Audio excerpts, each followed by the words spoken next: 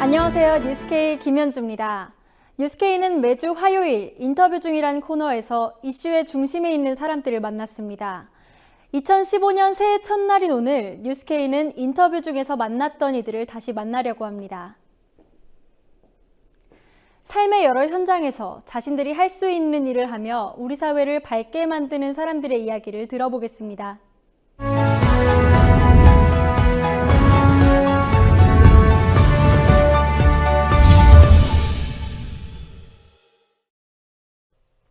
첫 번째로 만나볼 주인공들은 권력에 맞섰던 사람들입니다.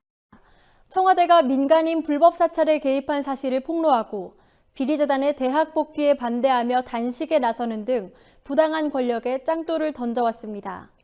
이 과정에서 직장을 잃기도 했지만 이들은 포기하진 않았습니다. 제가 공무원으로서 마지막 국민께 도리를 다한다는 할 수 있는 일이 있다면 그 상황에서 진실을 국민들에게 말하는 것.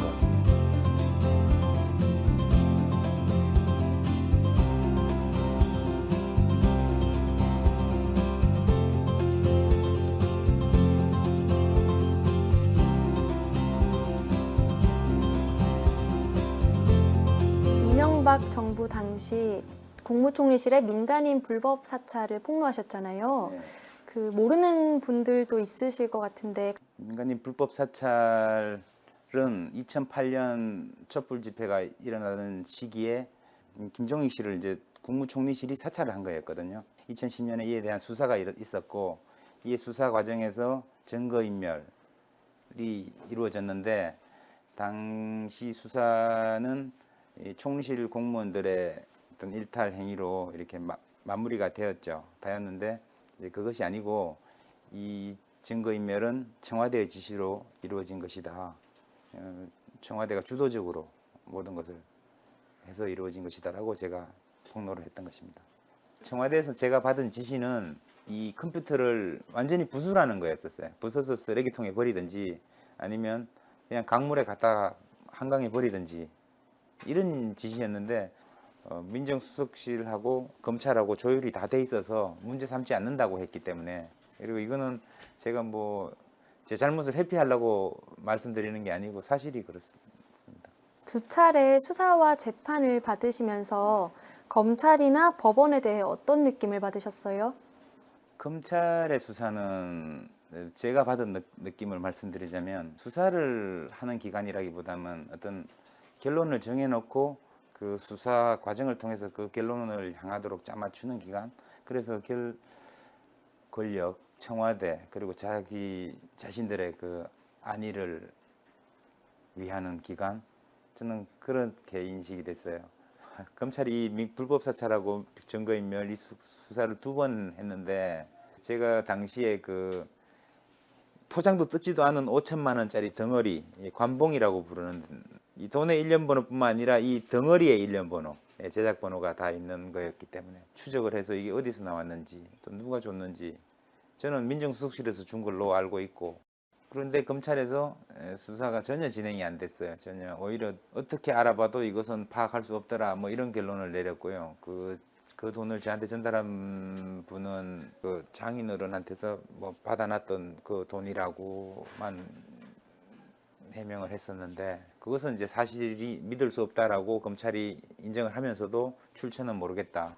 그렇다면 민정수석실을 가서 압수수색을 한다든지 뭐 관련자들을 소환해서 조사한다든지 할 수도 있지만 검찰은 전혀 그런 수사를 진행하지 않았고, 그렇기 때문에 이 사건은 오리무중에 지금 미궁에 빠져 있고, 법원은 뭐 올바른 판결을 하시는 분들도 계시겠지만 글쎄요, 아무래도 권력의 눈치를 많이 본다는 느낌, 그런 걸 보면서 우리나라 법원이 나가야 할 길이 이게 맞나 그런 생각 많이 가지게 됩니다.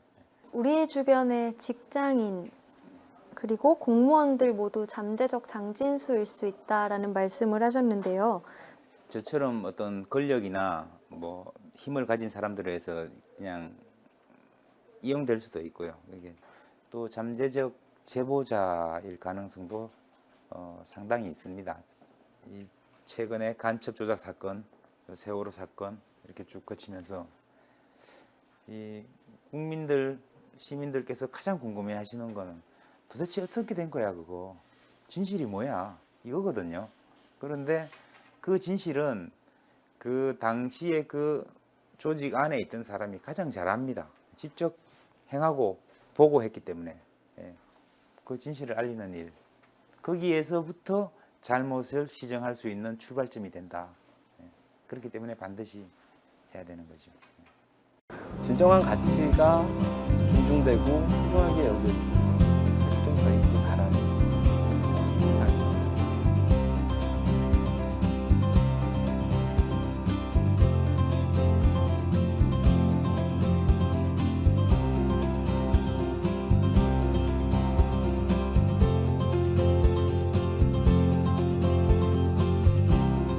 사재단 활동을 하고 이런 문제에 끼어들고 그러는 것이 특별한 일은 아니지요. 아픔이 있는 곳에 함께 있는 건 당연한데 소명에 의한 것이고요. 사실 신부가 된다는 것은 나 자신을 위해서라기보다 소위 우리들이 이야기하는 양들을 위해서 착한 목자가 되고자 하는 것이 가장 관건이 되는 부분이거든요. 근데 그 마음이라면 아마 어느 시민들도 다 그런 현장 가까이 있을 때, 자기 주변에 그런 게 있을 때 기꺼이 달려 나오시지 않을까 싶습니다. 천주교 정의구현 사재단이 올해로 40주년을 맞았는데 그 당시 초기에는 어떤 활동들이 주로 이루어졌나요? 사실 저도 제가 신부되기 훨씬 전에 만들어진 거라서 어른들, 신부님들 이야기 들으면은 그 초기는 민청학년이라든지 인권 문제에 대해서 재판정에들 많이 가셨던 활동이었다고 생각을 해요. 그리고 어느 시기가 되면 성명을 발표한다든지 특히 독재 정권에 대해서 반대하고 항거하는 일들을 많이 하셨다고 합니다. 1974년과 2014년이 어떤 게 같고 또 어떤 게 다른가요? 물론 이제 시대가 변했지요. 40년 전의 상황을 기억하는 분들은 살기 좋아졌다라고들 많이 이야기하고 많은 것들이 변했습니다. 대통령 직선제도 됐고 사람들은 민주화 됐다고도 생각하고 세상 좋아졌다고도 이야기하는데 인간의 가치에 대한 소중함은 더 많이 잃어갑니다. 물론 그때도 이제 독재 정권에 의해서 사람 목숨을 파리 목숨으로 여기고 아무나 잡아다 감금하고 고문하고 그래서 뭐 간첩을 만들고 뭐 이런 일들이 많았지만 국민들 마음 안에 그래도 사람이 중요한데 어떻게 저럴 수가 있어라고 하는 공감 부분이 굉장히 많았었거든요. 근데 이제 요즘에 와서는 사람의 소중함에 대한 공감이 없다. 돈에 대한, 재물에 대한 아쉬움과 뭐 이런 것들은 굉장히 많아졌는데 사람답게 살아가고자 하는, 그리고 사람답게 사는 것의 아름다움을 보는 능력은 많이 떨어지지 않았는가라는 생각들이 들어요. 정의구현 사재단에 대해서 몇몇 우익단체들이 종북단체다, 종북사재단이다 이렇게 비판을 하기도 하잖아요. 예. 또 그런 걸 이용해서 흑색 선전을 하는 언론들도 있는데 어떻게 보시나요? 뭐 어느 목적이 있어서 그렇게 하겠지요. 종북, 사실은 뭐 종북이라는 말이 어떤 의미로 쓰이는지 과연 정의 내릴 수 있는 것은 아닌 것 같다. 뭐 예를 들어서 북한 주민들에게 그리고 북한에 대해서 우호적인 그리고 한 동포로서 깊은 애정과 사랑을 갖고 있는 것이 종북이라면 뭐 마땅히 종북이어야 하겠지요. 근데 그것이 아니라 뭐 노선을 따르고 그런 거라면은 저희하고는 좀 관계가 먼, 저희도 너무 어려워서 알기가 힘든 부분이거든요. 저희는 굉장히 단순합니다. 단순하게 북한 주민들 어떻게 하면 좀 도울 수 있을까? 그들이 국제사회 안에서 자리를 가지고 당당하게 한 우리 민족으로서 떳떳하고 기쁘게 드러나는 모습을 바라는 것이지요. 대결을 해서 이겨야 하고 쳐 없애야 하고 사라져야 하는 것이라면 저희 교리하고도 맞지 않는 거죠. 대학을 또 학교를 개인의 것으로 간주하는 이런 어떤 관념이, 이런 문화가 우리 사회에서 하루빨리 없어져야 합니다.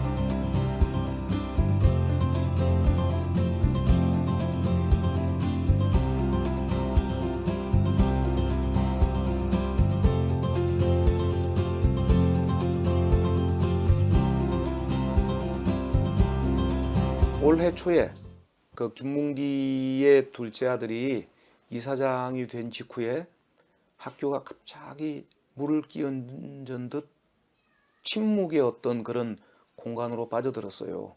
교수도 아무 말도 하지 않고 학생들도 조용하고 직원들도 조용한, 그때 총학생의 그 건물에 큰 걸개가 하나 내걸렸어요. 이 역사적 전환의 국면에서 우리를 가장 힘들게 하는 것은 악한 사람들의 거친 아우성이 아니고 선한 사람들의 이 무서운 침묵이다. 이런 상황에서 우리가 침묵해가지고 과연 대학민주화를 달성할 수 있겠나 하는 이런 생각이 좀 들었고, 누군가라도 말하자면은 이 군대 용어입니다마는 불침번의 역할 같은 것, 누군가 한 사람 정도는 깨어나서 그것은 아니지 않냐, 그런 이야기를 좀 해야 되지 않냐, 뭐 그런 어떤 개인적인 판단도 좀 있었고요. 김문기 총장의 복귀 후에 학교에서는 어떤 변화들이 있었습니까? 김문기 씨가 대학의 총장으로 들어올 것은 정말 꿈에도 생각을 못했어요. 그런데 김길남 씨가 이사장이 되고 4개월이 조금 지난 다음에 김문기 씨가 총장이 되어버리는, 뭐 사자성어로 말하자면은 이 경천 동지할 만한 이 놀라운 상황이 발생한 거예요. 김문기 씨는 또 교수, 학생, 직원 등 구성원들의 이 반대를 억누르기 위해서 교직원 복무 규정을 고친다든지 정관을 고친다든지 또는 학생들을 검찰에 고소고발한다든지 또는 저를 뭐 직위 해제한다든지 여러 가지 불법적이고 정말로 반교육적인 활동이 일어났고요. 겉으로 드러나는 어떤 수업이 정상적이냐 아니냐 하는 문제 못지않게 중요한 게 우리 교수 사회가 또 학생 사회가 또 교수와 학생의 어떤 사제 관계가 말할 수 없이 이 파괴되고 황폐화된 측면이 있습니다. 또 사실은 이 투쟁 피로감 같은 것도 있는 거죠. 가장 좀 아쉽게 느끼고 우리가 반드시 회복해야 되는 게 학문과 연구를 중심으로 이루어져야 될 교수 사회의 이 인간관계가 완전히 실종되거나 파괴되어 버렸다는 겁니다. 비리사항 문제는 사실 상지대만의 문제는 아닙니다. 전반적인 비리사항 문제가 해결되기 위해서는 어떤 조치들이 취해져야 할까요? 무엇보다도 이 대학을 또 학교를 개인의 것으로 간주하는 이런 어떤 관념이, 이런 문화가 우리 사회에서 하루빨리 없어져야 합니다. 그리고 이 대학의 문제나 사학의 문제를 해결하기 위해서는 무엇보다도 이 사학 문제를 관장하는 사립학교법이 민주적으로 개정되어서 사학이 몇몇 사람에 의해서 좌지우지될 수 있는 이 좀 잘못된 관행이 하루빨리 건절되어야 사학 민주화가 이루어지지 않을까 이렇게 생각을 합니다. 언론의 역사가 뒤바뀌지 않으면 대한민국의 민주주의는 영원히 살아날 수 없다라고 생각합니다.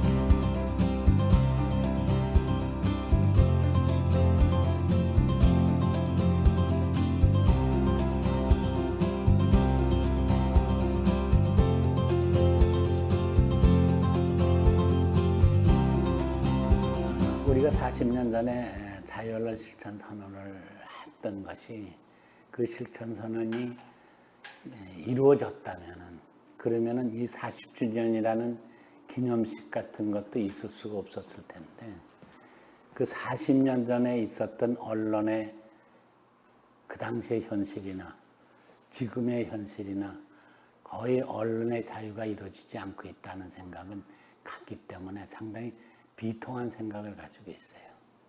자유언론 실천선언 이후에 동아일보 내부 분위기도 많이 바뀌었을 것 같습니다. 우선 직원원들 출입을 금지시켰죠.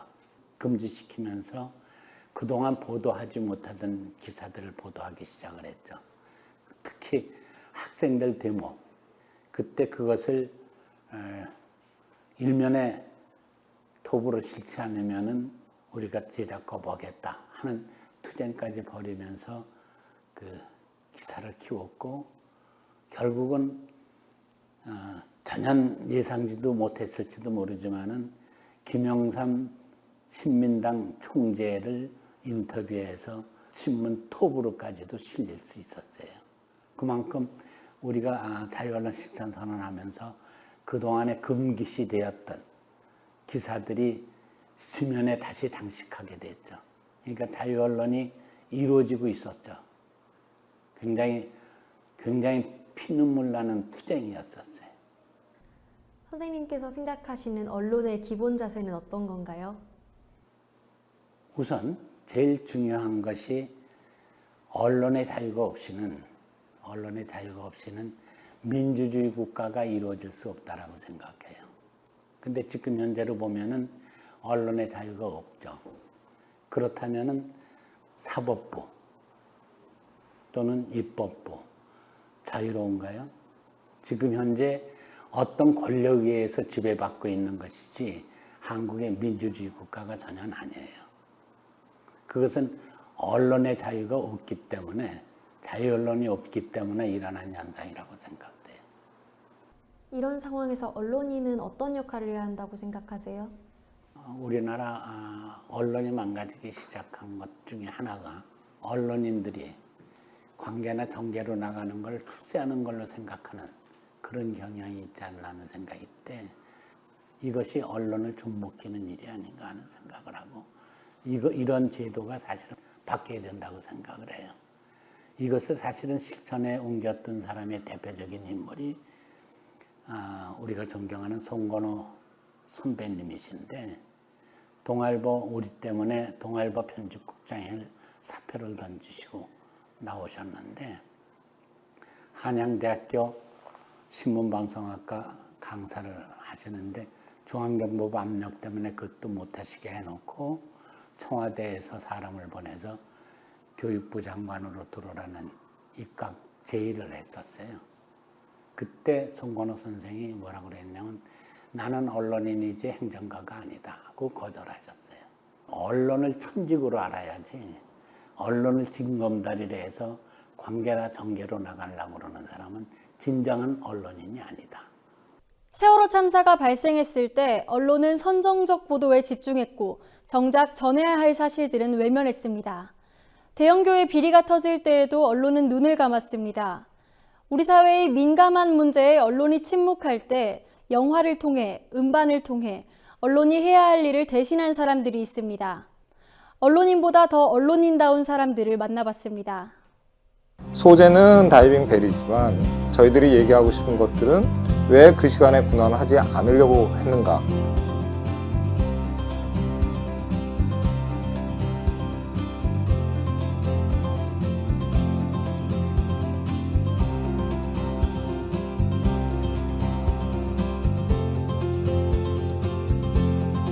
다이빙 벨이라고 하는 군환 도구와 관련된 형태의 일종의 그 사건은 어떻게 보면 세월호 사건의 군환 활동과 관련되어서 군환 당사자인, 그러니까 정부와 해경, 그 다음에 한편으로 그런 상황들을 보도하는 언론의 모습들이 굉장히 적나라하게 드러나는 공간이더라고요. 그러니까 소재는 다이빙 벨이지만 저희들이 얘기하고 싶은 것들은 왜 그 시간에 군환을 하지 않으려고 했는가에 대한 질문을 던지는 것이고, 그런 모습들을 보지 않고 왜 언론은 해경의 보도자료에 받아쓰기를 했는가의 부분들의 문제제기죠. 그러니까 어떻게 보면 현 언론이 갖고 있는 일종의 권력적인 속성들이 뭐 바로 드러났다고 볼 수 있어요. 그 사건은. 영화에서 어떤 장면을 가장 부각시키고 싶으셨어요? 이종인 대표가 기자들한테 둘러싸여 있는 그 공간이에요. 그러니까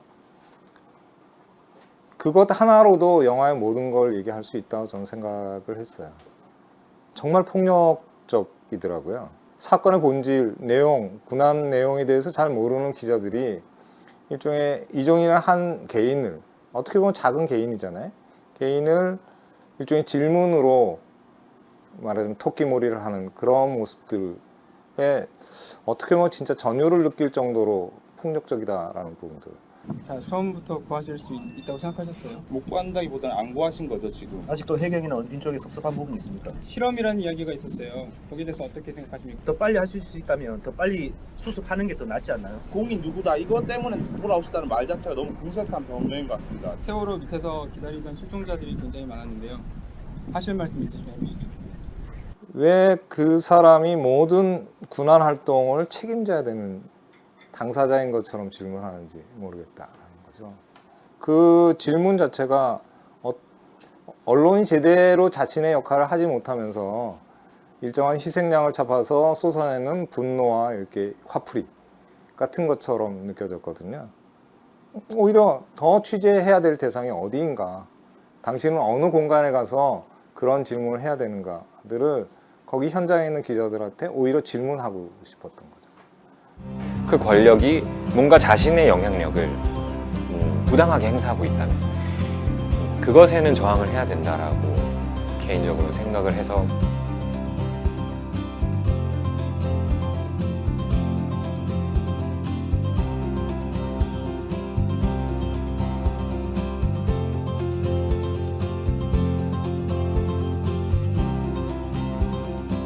사회 비판적인 내용의 곡을 쓰게 되신 계기가 궁금합니다. 무슨 특별한 계기가 있으셨던 건가요? 그냥 사회적인 문제들에 관심이 예전부터 많았어요. 그래서 그냥 관심이 많다 보니 많이 접하게 되고 정보를 많이 접하면서 나름대로 이렇게 공감을 하다 보니까 그런 가사들이 저는 자연스럽게 나오는 것 같아요. 특별한 계기가 있다기보다는. 네. 뛰어넘든지 기어봐라는 노래는 네. MBC 방송심의에서 방송 불가 판정을 받았습니다. 네네. 뭐 욕설이 있었나요? 욕설이 없고요. 욕설이 있었다면 아마도 다른 방송사들에서도 금지를 받았겠지만 다른 방송사에서는 다 통과가 됐거든요. 근데 유독 MBC에서만 방송 정지를 먹었어요. 글쎄요, MBC가 삼성을 욕하는 곡이기 때문에 금지를 준 건가라는 정도의 생각은 하는데 정확한 이유는 잘 모르겠어요. 그쪽에서 준 이유는 부적절한 내용이다 뭐 이렇게만 와서. 네. 뛰어넘든지 기어봐 곡의 내용을 구체적으로 좀 설명 부탁드리겠습니다. 그 곡은 또 하나의 약속이라는 영화가 있었죠. 네, 그 영화를 보고 제 나름대로 쓴 독후감 같은 건데요. 열심히 일을 한 죄로 목숨을 병에 걸려서 잃게 된, 그리고 그것 때문에 정말 긴 싸움을 하게 된 그 가족들에 대한 이야기를 보고 정말 이렇게 쭉 휘갈기듯이 써내려간 가사였어요. 제가 개인적으로 지금 삼성 제품을 안 쓰고 있어요. 그런 개인적인 저항이죠. 삼성이라는 거대 기업에 대한 개인적인 저항인데 스스로의 결심을 먹을 수 있게 만들어준 계기가 그 사건이었거든요. 삼성을 왜 이렇게 싫어하냐는 질문을 한 번쯤은 받아보셨을 것 같습니다. 사실 외국 기업이 그렇게 하고 있다면 비난은 할 수 있지만 이 정도로 싫어할 수 있을까 싶어요. 하지만 삼성은 대한민국에서 가장 큰 권력 중에 하나고 그 권력이 뭔가 자신의 영향력을 부당하게 행사하고 있다면 그것에는 저항을 해야 된다라고 개인적으로는 생각을 해서, 그래서 삼성이 그렇게 싫은 거라고 대답할 수 있겠네요. 팬들의 호불호도 갈리는 것 같습니다. 정치색이 너무 짙다 이런 비판을 하기도 하는데 어떻게 생각하십니까? 그런 비판을 할 수 있다고 생각하고요. 뭐 그런 비판을 할 자유도 있는 거니까. 그래서 그런 정치색 때문에 제가 싫어진다면 그거는 저는 어쩔 수 없다고 생각해요. 그런 음악을 하기로 한 건 저의 판단이었고 저의 결정이었기 때문에 뭐 그거에 대한 결과도 제가 책임을 져야 하는 부분이라고 생각하고 오히려 제 음악을 통해서 혹은 제가 SNS에 올리는 글들 같은 걸 통해서 사회적인 부분에 더 관심을 갖게 됐다는 팬들도 오히려 반대로 많이 있어서 그냥 좀 믿고 지켜봐 주거나 아니면 쿨하게 떠나가거나 둘 중에 하나를 했으면 좋겠다는 생각이 있습니다. 음악인이나 예술인의 사회 참여에 대해서 어떻게 생각하십니까? 저는 그 사회 참여를 어떤 의무라거나 혹은 하지 않았을 때 부끄러워해야 된다거나 그렇게 생각하지는 않아요. 하지만 예술가라는 사람들이 자신이 어떤 강한 느낌을 느꼈고 그것을 표현을 하지 않고 지나간다면 그거는 좀 뭐랄까요, 스스로 예술가로서의 표현력을 제한하고 있고 스스로의 가치를 깎아내리는 행동이라고 저는 생각을 하거든요. 그것을 느꼈음에도 표현하지 않는 사람들은 좀 비겁하다고 생각해요. 네. 한국 교회하고 한국 사회는 정말 이렇게 시암장동처럼 모든 문제의 본질을 사실 공유하고 있는 부분들이 있거든요.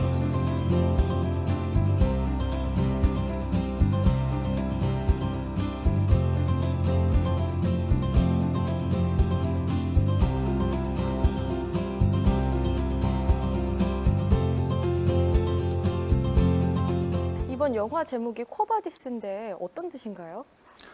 코바디스는 옛날 그 주말의 명화에서 보신 그 제목하고 같은 제목인데요. 당신은 어디로 가십니까? 라는 뜻이거든요.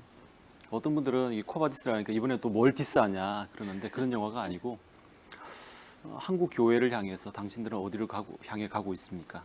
한국의 크리스천들 향해서 당신들이 가고 있는 방향은 옳은 방향입니까? 그걸 묻는 영화입니다.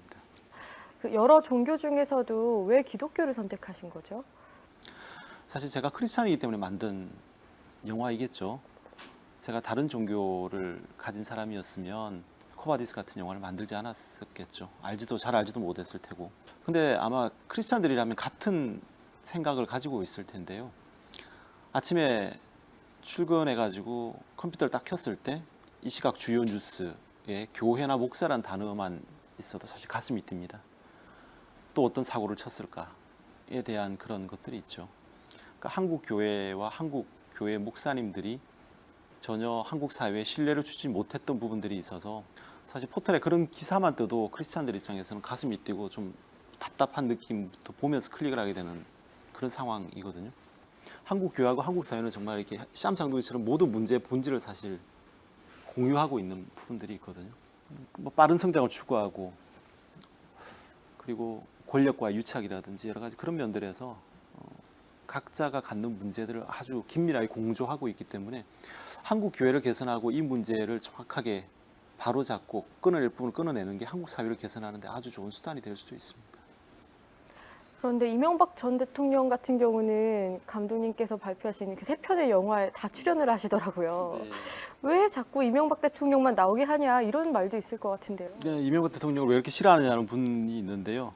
사실 그 트루먼 쇼 때는 이명박 대통령께서 단골로 가셨던 그 드셨던 그 한우가 가짜 한우였다는 걸 밝혀서 사실 이명박 대통령이 저한테 고맙다는 말을 해주셔야 될 것 같은데 이제 아무 말씀이 없으셨고 MB의 추억 때는 주연을 맡아주셨으니까 당연히 나오셔야 됐고요. 그리고 코바디스 한국 교회를 다루는 부분인데 한국 교회를 다루면서 이명박 대통령을 안 다룰 수는 없는 부분이에요. 근데 한국 교회하고 이명박 대통령이 굉장히 닮은 점이 많죠. 둘 다 이제 건축을 좋아하고요. 그리고 대중들로부터 인기가 없습니다. 그리고 교회에서는 항상 빠른 성장, 성공, 승리 이런 부분들을 강조하다 보니까 이명박 대통령이 아주 기독교 성공의 결정판인 것처럼 보여지는 부분들이 분명히 있었거든요. 어떻게 보면 가장 한국 교회의 여러 가지 모순들과 한국 교회와 사회가 이렇게 어긋나고 있는 모습들을 가장 상징적으로 잘 보여주고 있는 인물이 이명박 대통령이라는 생각을 했습니다. 무려 교회를 건드리셨잖아요. 좀 무서우실 것 같기도 하거든요. 사실 걱정하는 분들이 있거든요. 가만두지 않을 것이다. 그다음 뭐 방송사 같은 경우 방사를 애워 싼다든지 이런 경험들을 좀 많이 겪어왔잖아요. 근데 사실 저는 그런 생각을 가지고 있습니다. 한국 교회가 코바디스 정도의 표현도 감당하지 못하고 용인하지 못한다면 과연 사회와는 어떻게 소통을 할 것인가? 사실 세상 사람들의 기준으로 본다면 코바디스보다 훨씬 아마 냉정하고 냉엄한 평가를 내릴 거거든요. 한국 교회와 크리스찬들에 대해서. 만들면서 그런 생각들을 해봤어요. 이게 예수님이 연출하셨다면 코바디스를 어떻게 연출했을 것인가. 사실 이런 고민들을 해봤거든요. 근데 아마 예수님이 연출하셨으면 중간에 이렇게 연출하시다 말고 포크레인 몰고 와가지고 밀어버린 교회가 여럿 나왔을 겁니다. 사실 정말 말도 안 되는 일들을 하고 있는 거에 대한 어떤 그런 분노 같은 것들을 직설적으로 표현을 하셨을 것 같아요. 예수님이라면. 교육을 통해 건축을 통해 사람답게 사는 세상을 꿈꾸는 사람들이 있습니다. 인권운동을 위해 불철주야 뛰어다니고 비정규직 문제를 영화로 만들었습니다. 그들의 이야기를 들어보시겠습니다. 학생들은 교복 입은 시민이다. 그래서 이들을 시민의 권리, 시민에게 부여되는 권리들을 부여해줘야 된다.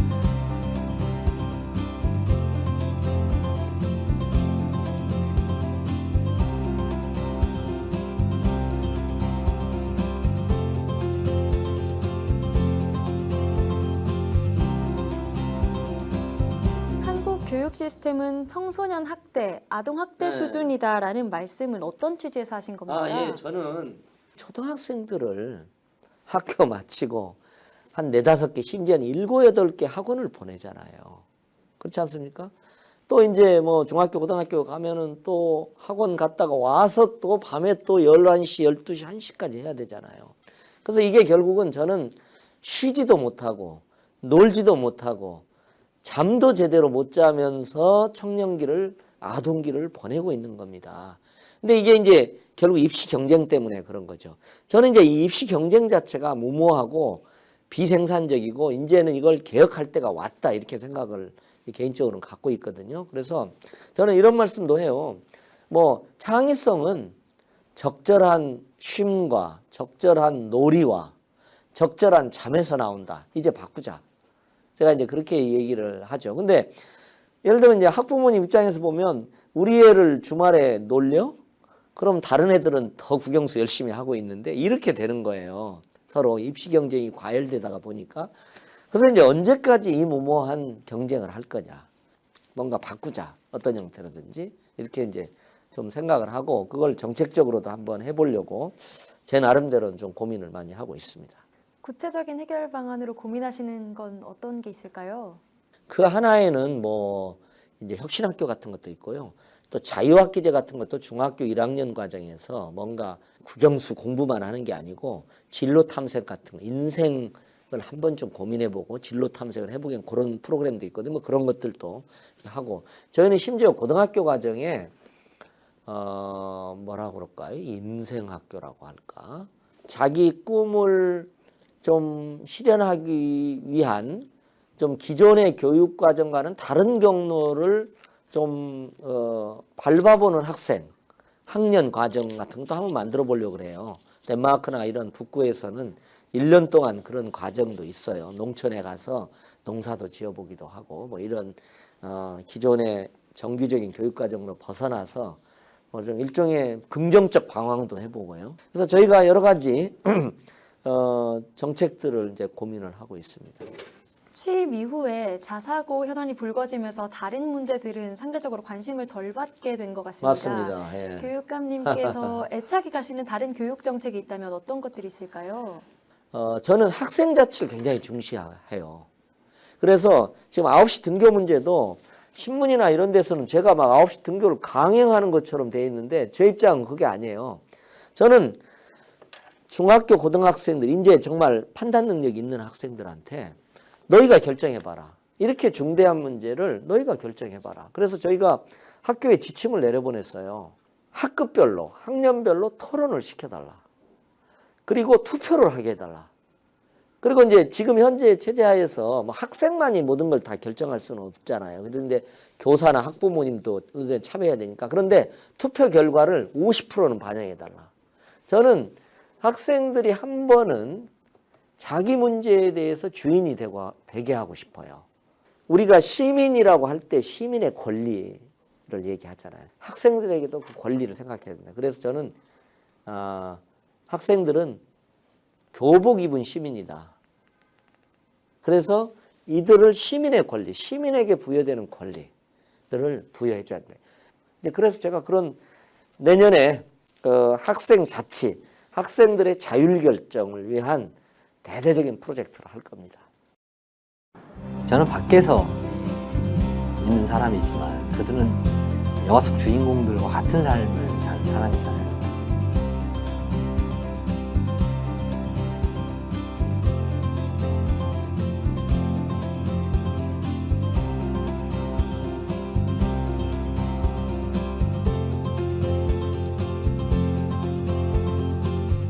제 마음속으로는 카트는 망원경 같은 영화라고 생각하고 글을 썼거든요.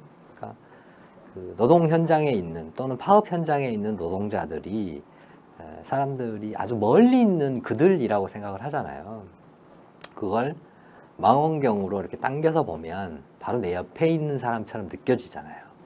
사실 영화의 주제도 그렇고 영화의 내용도 그렇고 그들이 멀리 있지 않고 내 바로 옆에 있는 가족이고 이웃이다라고 하는 게 저희 영화의 메시지니까, 그래서 이제 망원경 같은 영화라고 제 마음속으로 생각을 한 거고요.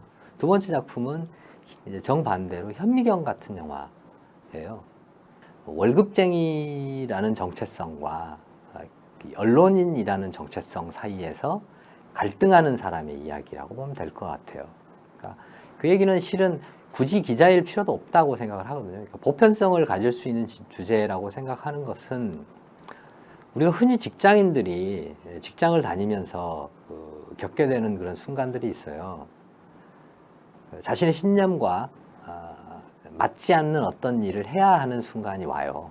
때로는 뭐 접대도 해야 되고, 때로는 뭐 회사를 위해서 뇌물도 줘야 될 수도 있고, 때로는 하청업체의 직원들을 못 살게 구는 갑질을 하는 경우도 있을 수 있고, 또는 법규를 교묘하게 어겨서 뭔가 이득을 취하는 계약을 할 수도 있고, 사실 그런 순간에 처하게 되면 직장인들이 참 힘들잖아요. 과연 정의의 길을 가야 되나, 아니면 월급쟁이로서 그냥 좋은 게 좋은 거지 하고 이렇게 살아야 되나, 이런 고민의 순간들을 어느 누구라도 할 수 있다고 생각을 하거든요. 그리고 지금은 그런 고민을 하는 사람들이 훨씬 많다고 생각해요. 옛날에 비해서. 지금은 정의롭지 않은 사회이기 때문에. 그래서 사실은 그런 이야기가 하고 싶어요. 그게 만약에 일반 직장인이면 사회에 미치는 영향력이 좀 적죠. 파급력이. 주위 몇 사람만 좀 피해보고 말 테지만, 그게 만약 기자이거나 관료이거나 정치인이라면 대한민국에 살아가는 모든 사람들에게 큰 피해를 줄 수도 있는 거거든요. 그런 사람들의 이야기, 일반 사람들이 잘 모르는, 또는 일반 사람들이 자주 겪게 되는 그런 딜레마의 순간들을 현미경으로 들여다보듯이 보여주는 영화인 거죠. 예. 건축을 소유한다고 하는 것은 아무 의미가 없습니다. 사회와 시민에게 있다고 보는 게 이제 옳습니다.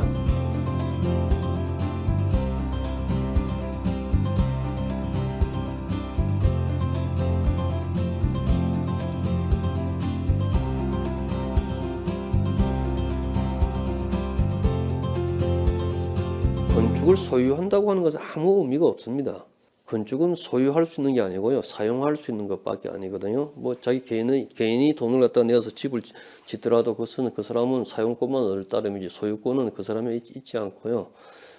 사회와 시민에게 있다고 이제 보는 게 이제 옳습니다.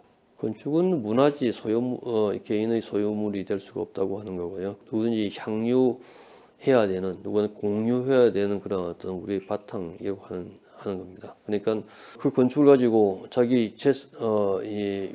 위신, 자기의 지위를 과시하기 위한 수단으로 삼는다고 하는 것은, 그건 어떤 의미에서는 야만적 행위일 수밖에 없고, 어느 누군가에 대해서는 폭력일 수밖에 없습니다. 건축은 소유하는 게 아니라고 하면 반발하는 사람이 많을 것 같습니다. 반발하고 싶어 하는 사람은 건축을 부동산이라고 이제 생각하는 사람이겠죠. 부동산이라고 하면 사고 파는 거 아닙니까?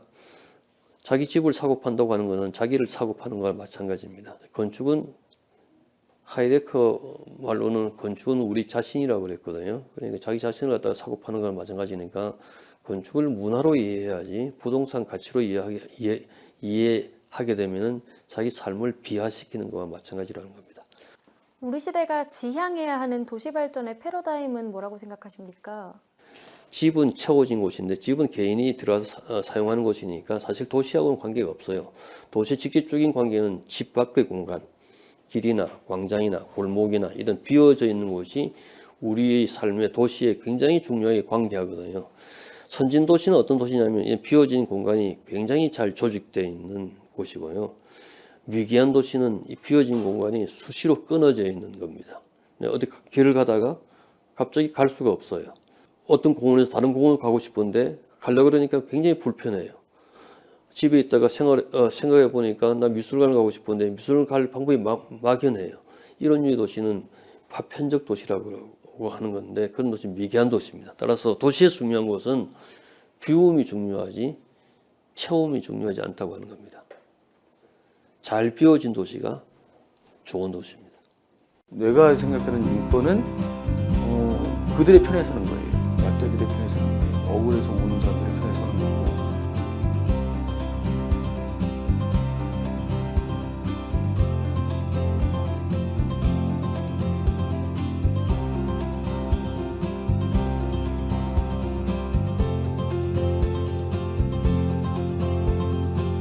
정말 많은 현장을 뛰어다니시잖아요. 벅차다고 느끼실 때가 있으셨나요? 저는 이제 힘든 거 운동하면서 사람 힘들게 하는 것도 사람이고 또 힘을 얻는 것도 사람이고 그래요. 이제 뭐 우리가 뭐를 하는 게 우리를 그러니까 나의 개인적인 이익을 위해서 하는 게 아니거든요. 정말 헌신적으로 열심히 이렇게 했는데 뒤통수 칠 때가 있어요. 뭐 이게 장례를 이런 것도 하고 그런 속에서 이제 돌아가신 분들의 뜻이 훼손되지 않도록 이렇게 막 하고 있는데 이게 유가족들이 돈에 매수돼 가지고 어느 날 갑자기 시신을 빼갖고 사라져 버린다든지 이런 거를 때는 정말 힘들어요. 그리고 정말 나의 이 진정성이 의심받으면서 마치 이제 있지도 않은 걸 가지고 또 이렇게 소문을 낸다든지 뭐 이러고 그럴 때 그 인간에 대한 어떤 그 회의감 들 때가 있죠. 근데 이제 이런 고비를 넘어가는 것도 근데 그 사람은 그러더라도 또 그 옆에 있는 사람은 또 아니거든요. 정말 그래서 그 사람한테 다시 힘을 얻기도 하고 자기들은 모르지만 그 사람들한테 이제 그 사람들의 생각 속에서 또 그 사람이 살아온 삶 속에서 난 또 이렇게 교훈을 얻기도 하고 그래서 그 사람들 가지고 하는 게 또 즐겁게 연대할 수 있고 이런 힘들도 만들어내고 뭐 이렇게 가는 거죠.